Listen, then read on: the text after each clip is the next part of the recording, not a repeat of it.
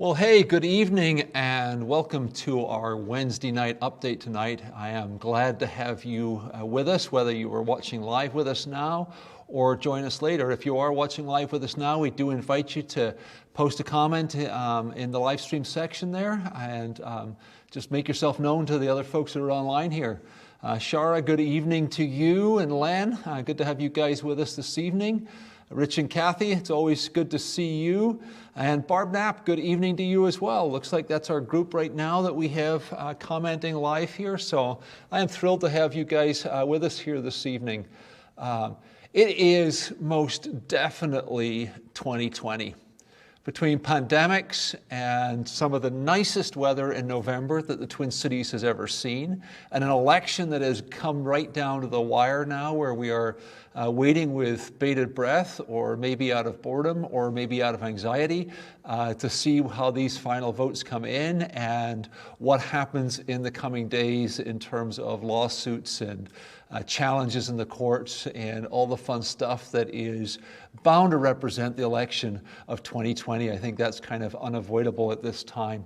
Hey, just a few announcements. Hopefully you guys got your email newsletter today. You'll see that we're not having a mitten tree this year, but rather it will be a mitten tub.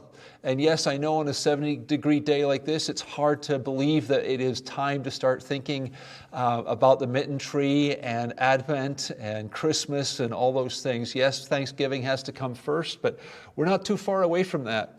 Also, you'll see there was a note in there on the care kits for people experiencing homelessness, and those are available to pick up from the plastic bins located outside the front door. And if you're ever driving off a freeway ramp and you've seen the people standing there asking for money, this is a kit. You can pick it up here at the church and pass it out your window to somebody. You might just find it makes their day and makes their life perhaps just a little easier for a short period of time. Not a lot of stuff in there. It won't last them forever, but it is a gesture of kindness that reminds us that we are supposed to be God's hands and feet in the world, vessels of love and vessels of grace to the world around us. Don't know why we have the snow removal plan in there, other than to let you know that we're not going to be removing the snow much this year. It's just going to pile up unless we have to get into the building, because unfortunately we're still not meeting here in person. But we do have a thankful bingo on Zoom Sunday night at 7 o'clock that Member Care will be hosting. So there is a link there to join the bingo on the Zoom piece. So if you'd like to play bingo with the church on Sunday night, that's the place to be. We do have a few prayer requests that just want to highlight this evening for you. We mentioned this on Sunday, but Dave Johnson's dad has gone into hospice care. So we would encourage you and invite you to please keep Dave and the family in prayer at this time. Also continue to keep Colonel Armbruster in prayer. It's been very difficult for him with Laverne's passing and just adjusting to life without somebody who he has been with for the last 70 years just about. So continue to keep Colonel in prayer. Al Flory, Yvonne Schultz's son-in-law's surgery went well, but he will continue to have treatments. So we want to keep him in prayer and keep that family in prayer too.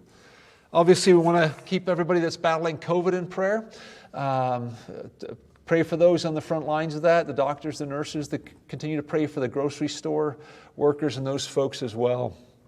And then if you've been following any of the stuff with the school districts, which obviously I have with a wife who's a school teacher and a daughter who's a school teacher and a kid in high school and a kid in college, White Bear is planning to go all distance now for their high school as of November 17th. The middle school and the elementary school will remain in hybrid.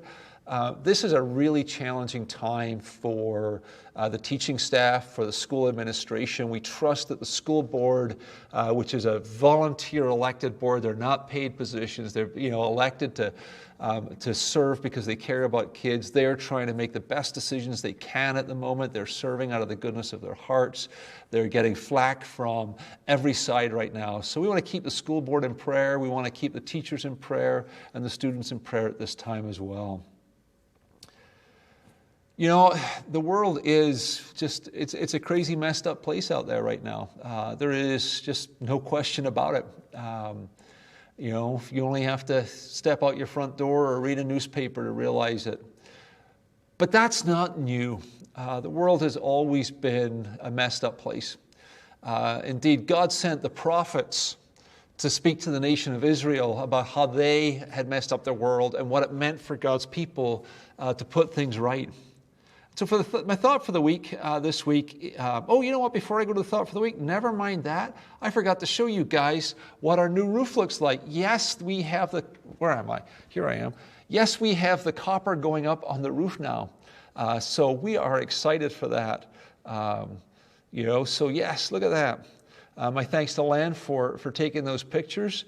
But it is going to look stunning by the time that is finished. So that is exciting indeed. All right, our thought for the week is from the book of Amos. And here it is, Amos chapter 4.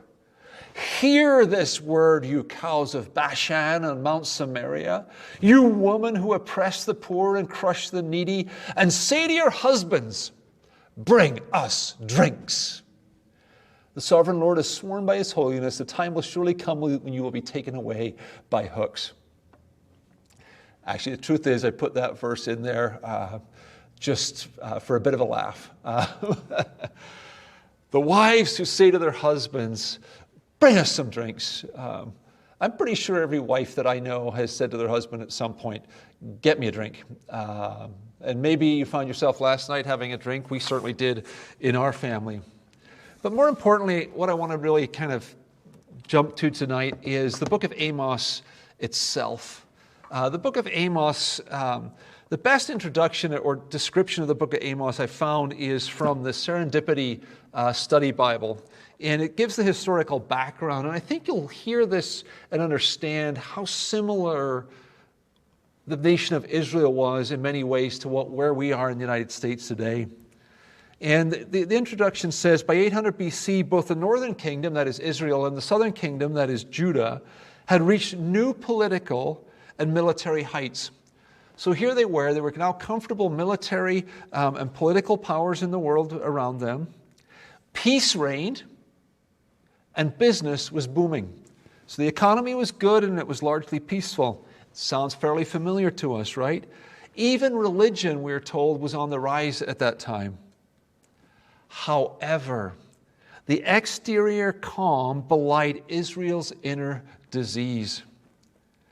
Idolatry, extravagant indulgence, and a corrupt judicial system ran beneath the surface. And in this context, Amos calls for social justice as the foundation of true piety. Right? So the whole book of Amos is this commitment, is this call to God's people to come back to where they are supposed to be.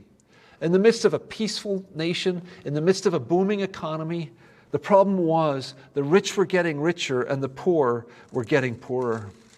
Let me give you a couple of quotes out of the book of Amos. In chapter 2, Amos challenges the people because he says, they sell the righteous for silver and the needy for a pair of sandals. They trample on the heads of the poor as upon the dust of the ground and deny justice to the oppressed.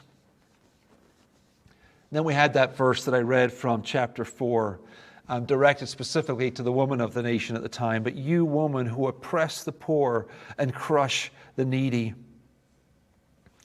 Later on, Amos would continue to address the issues that the nation faced.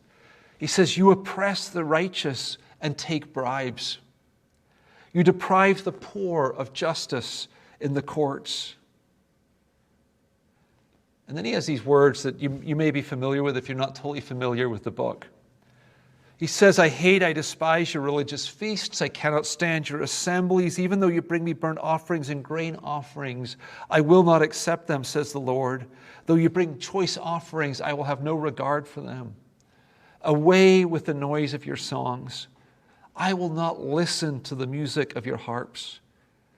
But let justice roll on like a river, righteousness like a never-failing stream.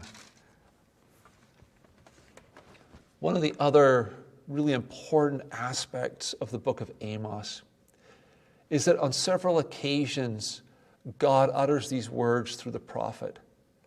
Seek me and live. Seek me and live. You know, we don't know yet how the 2020 election is going to play out. But what we do know is that as God's people, as the Church of Jesus Christ, we have a responsibility to speak truth to the world, to bear witness to what God's justice and righteousness should look like. So no matter what our politics are, we have a goal, a God-given responsibility to seek justice, to care for the poor, to care for those who are less fortunate than ourselves. We're not in it for ourselves to make money for ourselves. Our ultimate call is to seek God and live.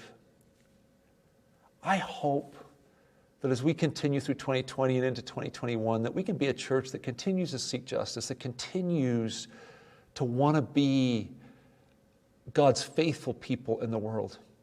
Not just a people who want to gather together to sing songs, to hear a sermon that makes them feel good. I don't want to preach sermons that make you feel good. I know it's nice when it happens, but I want to preach sermons for you guys that challenge you to think about what God's Word has to say and how it creates a rub for us in our lives to push us to be more faithful in our calling to be God's people. You guys have a great evening. Seek God and live. Jeff, I'm glad you joined us. Didn't get to say hi to you earlier when you came in, but appreciate you commenting on there too. So welcome, Jeff. And so now it is time to say goodbye to everybody. Goodbye to Jeff, goodbye to Barb, goodbye to Kathy and Rich, goodbye to Lan, and goodbye to Shara. And if you tune in and watch this later, you guys have a great evening too. Peace.